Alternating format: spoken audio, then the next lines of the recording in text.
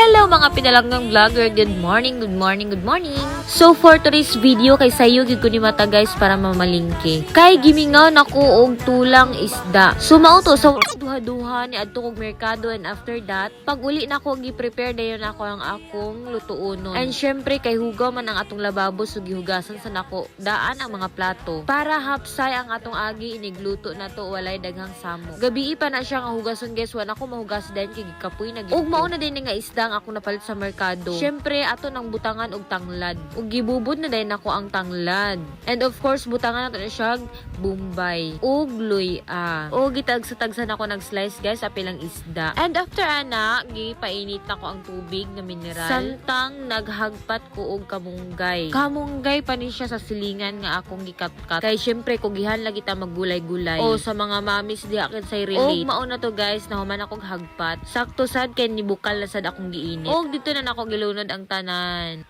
Pagbukal, gibutangan na din ako og kamunggay. And real quick, luto ng atong tinolang isda. Ready to eat na guys. Like kay mga unta diri. So, maura to guys. Thank you for watching.